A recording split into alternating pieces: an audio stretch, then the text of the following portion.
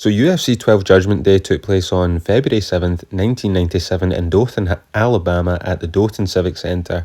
3,100 people in attendance and 122,000 pay-per-view buys. We open, as always, with the video package with just the most insane opening line ever. Amidst a torrent of controversy that runs deeper than Niagara Falls, it's the Ultimate Fighting Championship. We are nowhere near Niagara Falls.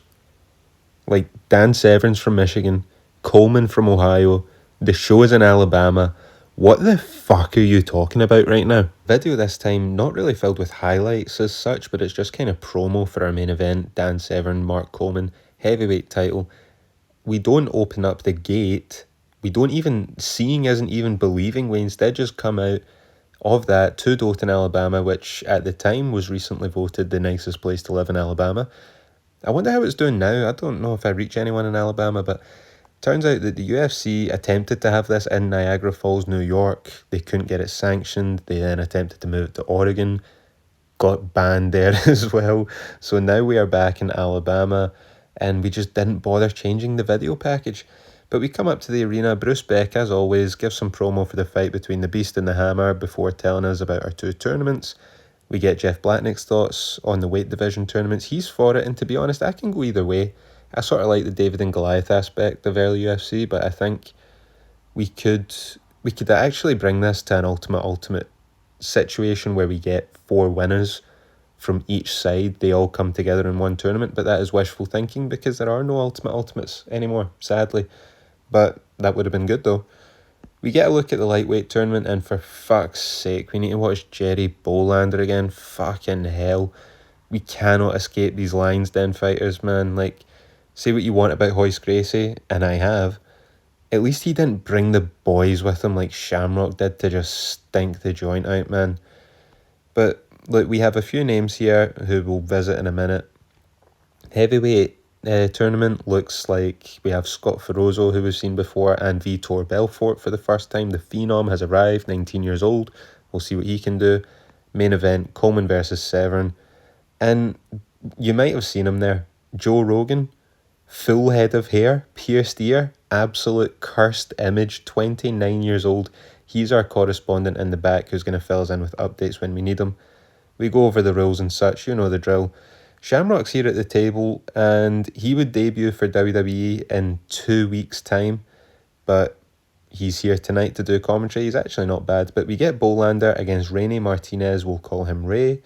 He basically just says, I'll do the opposite of what my opponent wants, and tries to say that gives him control over the fight, even though he's just admitting, I'm going to wait and see what my opponent wants to do, and then I'll just do the opposite, literally giving control to your opponent. Ken speaks nicely of Bohlander, so you know he has some bullshit waiting for somebody. And the fight opens up, and Bohlander throws some leg kicks. They explain the rules later on, but I was very confused as to why he wasn't warned or there are no points, but you get what I mean. We'll talk about that rule change a little later on, but Bohlander gets the takedown, some nice scrambles. JB takes the back and the choke and the win. So he advances to the final of the lightweight tournament. Now, I don't know if this is merch or this stuff's just handed out to crew, but I need to know if some of this still exists so I can get it. But you can see that they're definitely taking the high ground here, completely not bothered by the New York Athletic Commission banning them from the state, and they're taking it really well. Next up, we have Ismail versus Takahashi. Those are the names we're going with, because I don't know how to pronounce that guy's first. I don't know how to pronounce Israel's first name, or Ismail, not Israel. But that's our second semi-final. We haven't seen either of these guys before. Ismail has some Vale Tudo wins. Takahashi has some mixed results in Pancrase, but he's here. He's probably friends with Shamrock, which means I'm very nervous. I mean, they've fought each other before. Shamrock has to know what this guy's about, but again, that makes me nervous. What does Shamrock think is like a good fighter? Now, I can't actually put this in the video because it'll be too long in UFC, you know what it's like. But I'll try and put in photos. The music is playing and Ismail is nowhere to be seen.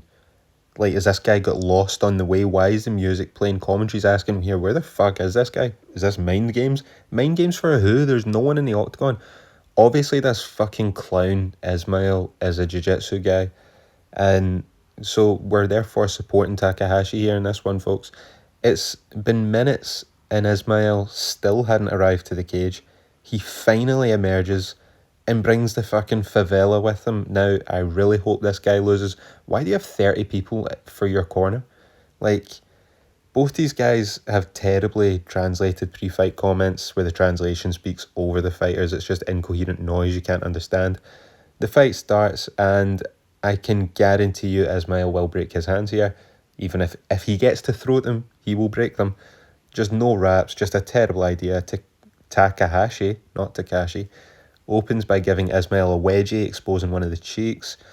Ismail attempts the takedown, but Takashi holds the fence. That's a constant theme here. Holding the fence, new thing that's just been banned. Well, new thing, last event. Big John at points has to pull Takahashi's hands off the cage. Like, this is just blatant cheating from this guy. Like, he's Japanese, doesn't speak English, so when Big John screams at him to let go of the fence, it just bounces off his head. He doesn't understand what he's saying. Ismail looks tired after not getting these takedowns, though. They break, and we come back into the centre. Takashi drops Ismail with a counter right hook, and Ismail rushes in. He hits him with, like, one hook. Ismail runs in, Takahashi hits him with one hook that almost stuns him before then hitting him again, reloading, bang, hit that shit again, drops him, before then just letting him back up again and then pointing to the referee as though there was supposed to be like a count or something, like he doesn't know the fucking rules. And like, for a guy that has a 50-50 record in Pancrase, Takashi has shocked me here with his movement. He's actually not bad. He's quite quick. His counter punching is really strong. Ismail just has no answers on the feet. And no answers even on the ground. Takahashi gets the takedown and then just starts spamming headbutts and punches. And he just kind of rides the clock out in this dominant position. And I think he thinks the fight's over. Like, in these first round fights, you always have 3 minutes overtime. In these semi-finals, you always have 3 minutes of overtime. So a commentary seems to say, well, he does know the rules, so why the fuck is he celebrating like an idiot? But like, that first round, it is what it is. Like, we have this jiu-jitsu guy. At least Takahashi from the top is actually landing shit, which is just these guys fucking kryptonite. They can't handle it. They come out for round 2. Ismail just looks dead on the feet. He gets dropped again by Takahashi, and Takahashi tries to kick him on the floor. This is when we get clarity on the rules from Jeff Blatnick. He says fighters wearing shoes can't kick a grounded opponent. That's why JB didn't get disqualified or a warning in the first fight. But that ends up drawing the fight to a close. Like, I don't think it was that bad. The crowd started booing. Like, you got a couple of knockdowns, some decent exchanges, some nice groundwork. I thought it was fine. Your winner by unanimous decision, Takahashi. He's through to fight Bohlander in the final. Ken Shamrock will be leaving us, but he will be back for the lightweight final. So he's doing all the lightweight fights, and we have the heavyweight bracket. And wait till you see who's joining us on commentary. But we move on. Scott Ferozzo versus Jim Mullen. We have Scott Ferozzo, before he's got his own section out here, and his discipline screen says that he's ring deadly / street lethal. Some guy needs to use that as a nickname. Holy fuck, Tank Abbott is back on commentary. I never thought I would see the day. Was it UFC 9? He get bleeped and censored and cut out and edited, just a mess, but he's back. First thing he does is completely diminish the lightweight tournament, says it's filled with kids. He's here with a big man, and he says this all with a smile as though he knows he's pissing people off saying it. Tank Abbott is just rage baiting these smaller guys. Jeff Blatnick tries to stand up for them, but this is very funny. And I will say Tank is actually surprisingly well spoken, considering what you expect him to sound like when you look at him and when you see him fight, but he's very well spoken. He calls Ferozzo the rotund one and says he should just go to the WWF now, but holy shit, the long boys for Ferozzo is not a flattering look on his physique. He's got a new tattoo as well. It looks like he's just gotten fatter as well. He looks like Chris Barnett.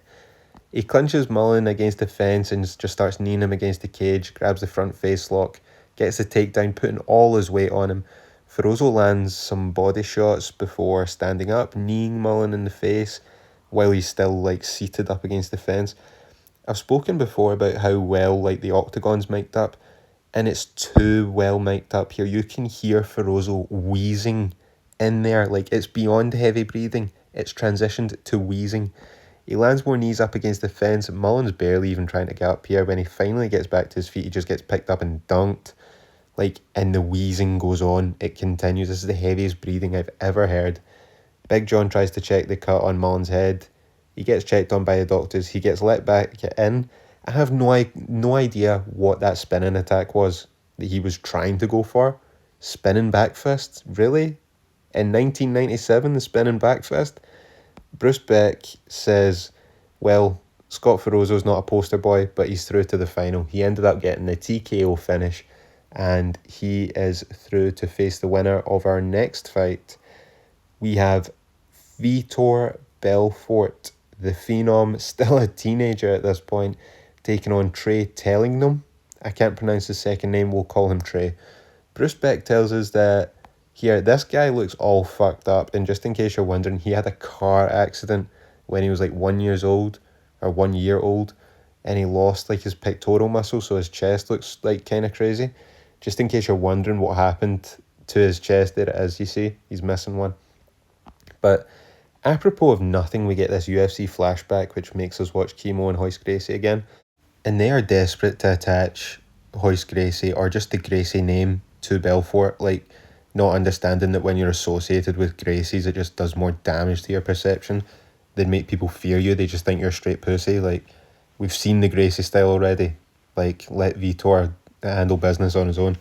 But we go, Vitor presses Trey against the fence, just lets the hands go. He's so fast, and like, he's so much faster than anyone we've ever seen. Knocks him down, 12-6 elbows, which Tank says are being blocked and not hurting Trey, as Trey verbally submits.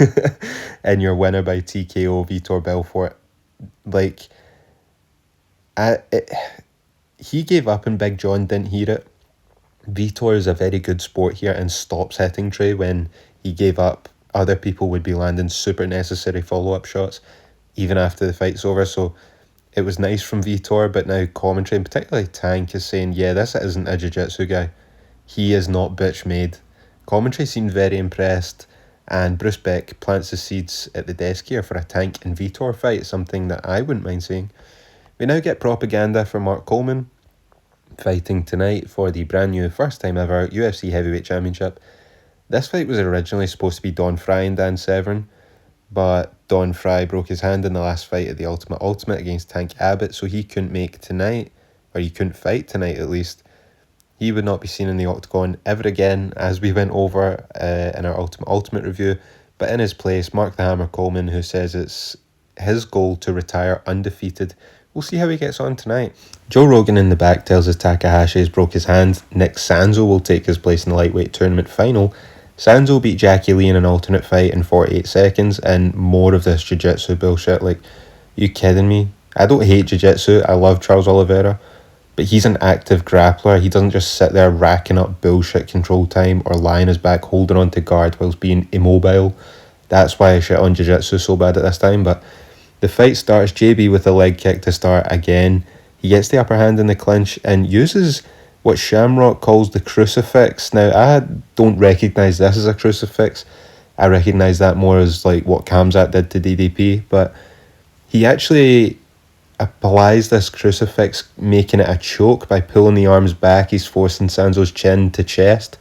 So both Blatnick and Shamrock explain how this is actually a choke, and eventually you just go to sleep. So Sanzo taps. JB wins the first ever UFC lightweight tournament. Now, on to the heavyweight tournament final, Scott Ferozo and Vitor Belfort. But before we get there, we get Dan's Severn propaganda this time. He thinks he is going to beat Mark Coleman tonight in our main event. What else would you expect him to say, is what I would ask. It's just sort of gym montage, really. That's kind of what the propaganda is. Nothing really too major, but we have Scott Ferozo, we have Vitor Belfort. We hear from Vitor's camp there in the back with Joe Rogan. He says, or his coach, I'm presuming that this is, says that he is the Tiger Woods or the Michael Jordan of the sport of MMA. And then we see Tank Abbott back at commentary, thank God, who keeps calling Ferozo the rotund one and almost tells people to, like, just relax about Vitor, by the way. His speed isn't that impressive. His power isn't that impressive. Part of me thinks that this is just Tank being Tank, and he can't actually believe this. But we'll see what he thinks after the tournament final. I can't believe they let him back on commentary after the last time. But we get Vitor out here. We get Ferozo out here. The fight begins. Vitor lands a left that stuns Ferozo, right?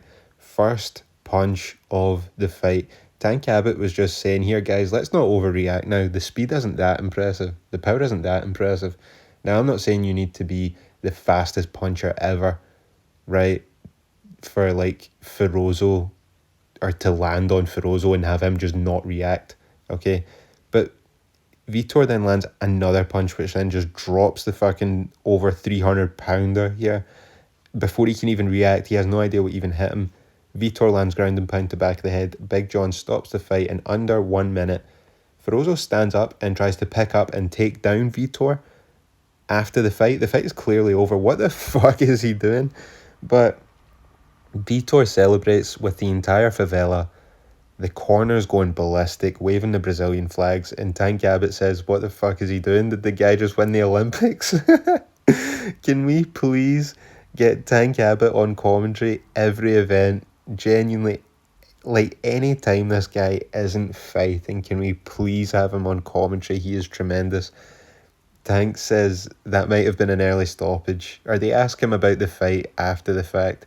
Tank says that might have been an early stoppage, but the outcome was never in doubt. I think he fucking hates Ferozo. Like, I think that actually, like, annoys him so much that Ferozo has a win over him, but he says it doesn't matter. The outcome was never in doubt. It doesn't matter if Big John stopped it now or later, which I agree with. But they start asking Tank about a fight with Ken Shamrock, and he starts going off on a tangent that the cameraman behind the cameraman has to cut him off and tell him to wrap it up, and he just throws his hands up like, fuck it, okay, whatever. Oh, man. We already know Ken Shamrock's retired. He's not coming back to fight Tank Abbott. Tank Abbott will be in a super fight, though. A definite super fight at UFC 13. We'll get onto that in a little while. But Tank pieces out, and Don Fry joins us here on commentary with his belts. And he says that he broke his hand against Tank Abbott in the Ultimate final. He wanted to fight for the heavyweight belt against Severn, but athletic commissions cancelled the fight in New York, and then they moved the event. We went through this whole spiel. They tried to move it to Oregon. I think they wouldn't have the fight either. We're here at Alabama, and as a result, Coleman is in the spot that Fry was originally scheduled for. So, again, Don Fry will not fight in UFC again, but the way he's talking, it's as though he hasn't decided to leave yet. He says that, I'd love to come back and take on the winner. That wouldn't happen, in the UFC at least. But the time has arrived. We have it here for the first time, the UFC Heavyweight Championship, Severn versus Coleman. Here we go. And so the fight begins. Severn shoots in immediately on Coleman, who stuffs it. Look at this size of Mark Coleman here. I don't know what the fuck kind of steroids this guy's on. Look at this size of him. It is ridiculous. Severn tries to shoot again, and Coleman stuffs it. And the third one. Coleman is able to get the neck crank here, and Severn hangs on for a while, I suppose, before tapping out. Super anticlimactic, but I swear, I'll put in the video here. It's not even celebratory from Mark Coleman. It's like pure unfiltered roid rage. This guy is like a caged animal. There are not enough trenbolone sandwiches. There's not enough HGH on planet Earth to make a guy this crazy. I have no idea what he is on, but he is the winner, and he is the first UFC heavyweight champion. Don Fry on commentary says that he plans to come back in May. That wouldn't happen. Coleman also says that Don Fry is deserving of a rematch. He also says he wants to face Ken Shamrock. They float the name Tank Abbott, the fight that we should have gotten, but didn't. And then Coleman says he will fight anyone, and he'll face whoever the fans want to see him face. So Mark Coleman speaks well, and he's so calm when he speaks. It's almost like he's a psychopath, because we see him just flip that switch where he goes ballistic after winning, and then speaks as though like he's not even out of breath, even though he's like drenched head to toe in all this sweat. Like, this guy is insane. and he's great. To be fair to him, he is great, and good for him. Another win for Mark Coleman, still undefeated. The dream goes on. But that's UFC 12, another one in the books. This event was missing something for me personally. I think it was the star power in the tournaments. There was no former winners or runners up in the tournament.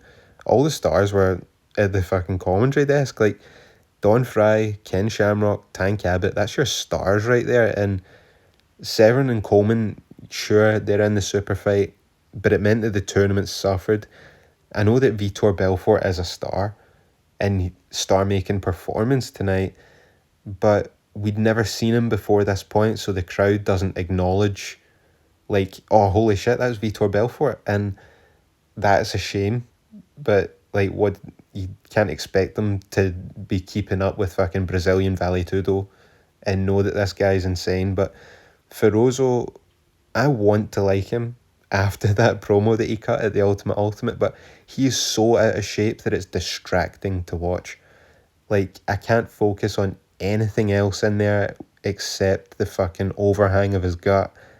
It's just gnarly. It's fucking, it's insane for a supposed and alleged athlete, which I know is not really athletics at this point in time, but it would go on to become that. But then again, look at the fucking state of heavyweight in the big 2026, and is he really that out of place as a UFC heavyweight? Which is a shocking indictment where modern MMA is at least at heavyweight.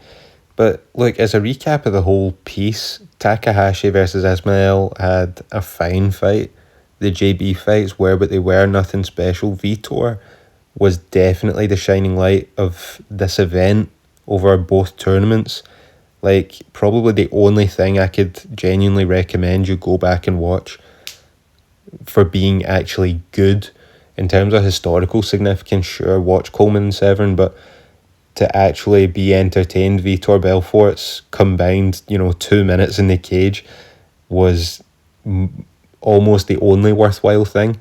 What I will say is commentary, our special guest, commentary all night, Blatnick and Beck are doing a good job, but Tank, Shamrock, Fry, I would love it if, when these guys aren't fighting, if they would actually come back and just be commentators, because genuinely they done that well. It was great to listen to, particularly Tank. Tank is one of my favourites, and I have a bit of a bias towards him, but I thought he was very funny. But that is it for UFC 12 Judgment Day. We have a new heavyweight champion, Mark Coleman. He will not be at UFC 13, but in his absence at UFC 13, titled Ultimate Force, we will have the super fight between Tank Abbott and Vitor Belfort. He's a star already, folks. Not only that, but we get the debut of the natural, Randy Couture, and the debut of your favourite and mine, the Huntington Beach bad boy, Tito Ortiz. Remember to like this video. Remember to subscribe to the channel to keep up with the new content as it drops. Comment your own thoughts below. Share with a friend. Thank you for watching, and I will see you all next time.